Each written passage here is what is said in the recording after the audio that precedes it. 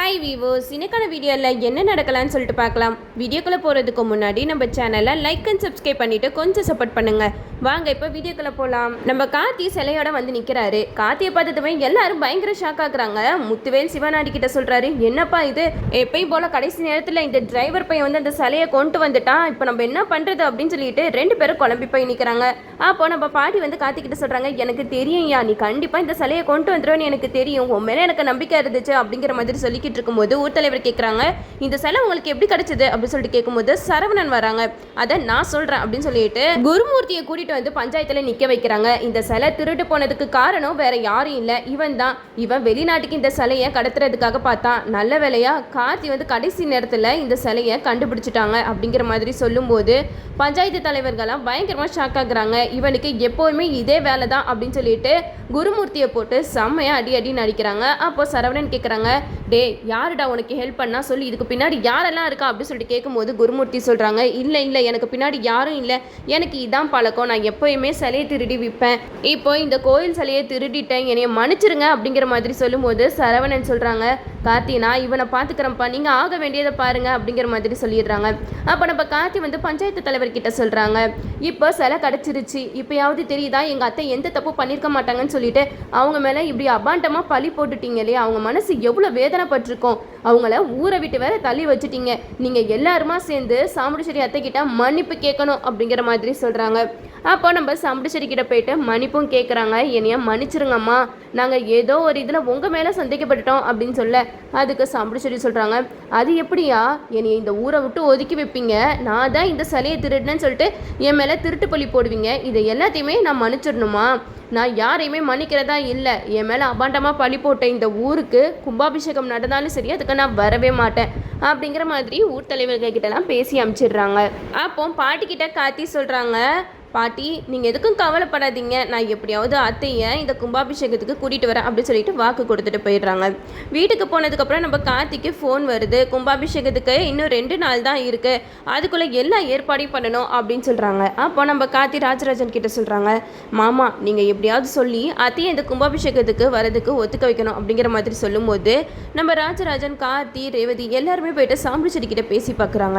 ஏதோ ஒரு இதில் தப்பு நடந்து போயிடுச்சு, அதுக்காக அதே மனசில் வச்சுட்டு கும்பாபிஷேகத்துக்கு மட்டும் வரமாட்டேன்னு சொல்லாதீங்க அப்படின்னு சொல்ல, அதுக்கு சாமுண்டீஸ்வரி சொல்கிறாங்க, என்னை யாரும் இந்த விஷயத்தில் ஃபோர்ஸ் பண்ணாதீங்க, என்னால் அந்த கும்பாபிஷேகத்துக்கு வர முடியாது, அதுக்கு பதிலாக நீங்கள் எல்லாருமே போயிட்டு அந்த கும்பாபிஷேகத்தில் கலந்துக்கோங்க, நான் ஒன்று சொல்கிறேன் நல்லா கேட்டுக்கோங்க, அந்த கும்பாபிஷேகம் முடிஞ்சதுக்கப்புறம் அந்த கிளவி குடும்பத்தோட யாரும் பேச்சுவார்த்தையும் வச்சுக்கக்கூடாது அப்படிங்கிற மாதிரி சொல்லிடுறாங்க. இதெல்லாம் கேட்டுட்டு நம்ம ரேவதிக்கு மனசு ஒரு மாதிரி ஆகிடுது. அப்போ நம்ம ரேவதியும் சாமுண்டீஸ்வரி கிட்ட கேட்குறாங்க, அம்மா உங்ககிட்ட நான் ஒன்று கேட்குறேன், எனக்கு அதுக்கான பதிலை சொல்லுங்க அப்படின்னு சொல்லிட்டு நம்ம சாமுண்டீஸ்வரி கிட்ட கேட்க, அப்போ சாமுண்டீஸ்வரி சொல்றாங்க, என்னாச்சு ரேவதி சொல்லு அப்படின்னு சொல்லிட்டு கேட்குறாங்க.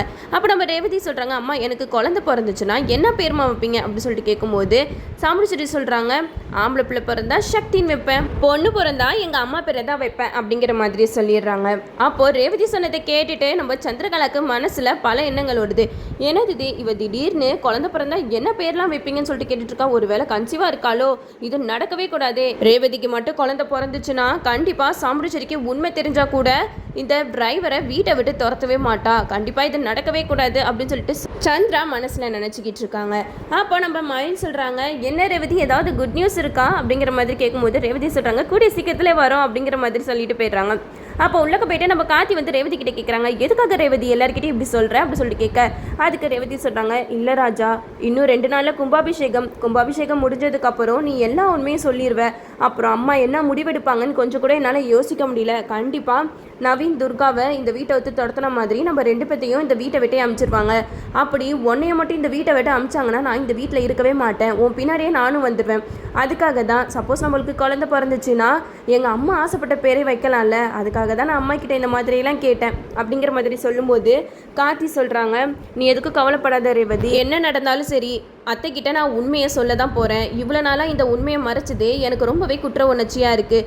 இதுக்கு மேலே என்னால் இந்த உண்மையை மறைச்சிட்டு வாழ முடியாது. உண்மையை சொன்னதுக்கப்புறம் என்ன நடந்தாலும் சரி அப்படிங்கிற மாதிரி சொல்லி ரேவதியை சமாதானப்படுத்துகிறாங்க. அப்போ ரேவதி மனசில் நினைக்கிறாங்க, என்னை மன்னிச்சிரு ராஜா, கண்டிப்பாக இந்த கும்பாபிஷேகம் முடிஞ்சதுக்கப்புறம் நீ உண்மையை சொன்னால் அம்மா என்ன பண்ணுவாங்கன்னு எனக்கு நல்லாவே தெரியும்.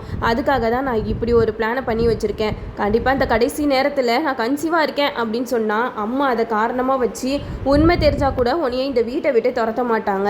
எனக்கு வேற வழி தெரியல, நான் இப்படி சொல்லி தான் சமாளிச்சு ஆகணும் அப்படிங்கிற மாதிரி ரேவதி வந்து மனசில் நினச்சிக்கிட்டு இருக்காங்க. இந்த சைடு கோயில் கும்பாபிஷேகத்துக்கான ஏற்பாடெல்லாம் தடல்புடலாக போய்கிட்டு இருக்கு. அப்போது சந்திரா வந்து சிவனாடிக்கு கால் பண்ணி சொல்கிறாங்க, இங்கே பாருங்கள், என்ன ஆனாலும் சரி அந்த கும்பாபிஷேகம் மட்டும் நடந்துடவே கூடாது. அதுக்கு நீங்கள் எல்லாருமே சேர்ந்து தான் ஏதாவது ஒரு முடிவு பண்ணணும் அப்படின்னு சொல்ல அதுக்கு சிவனாடி சொல்கிறாங்க, என்ன சந்திரா பண்ண சொல்கிற, நம்ம சாமி சிலையே திருடியாச்சு, இதுக்கப்புறம் வேற என்ன பண்ண முடியும், அந்த கார்த்தி இருக்கிற வரைக்கும் நம்மளால எதுவுமே செய்ய முடியாது போல அப்படின்னு சொல்லி அதுக்கு சந்திரா சொல்கிறாங்க, அக்கா கோயில் கும்பாபிஷேகத்துக்கு வரமாட்டேன்னு சொல்லிக்கிட்டு இருக்கா. ஆனால் கண்டிப்பாக அந்த கோயில் கும்பாபிஷேகத்தில் ஏதோ ஒரு விஷயம் நடக்க போகுது, அது மட்டும் எனக்கு நல்லா தெரியுது. அந்த கார்த்தி பையன் அவனை பற்றின உண்மை எல்லாத்தையுமே சாமுண்டீஸ்வரி அக்கா கிட்ட சொல்ல போகிறதா சொல்லிக்கிட்டு இருக்கான்.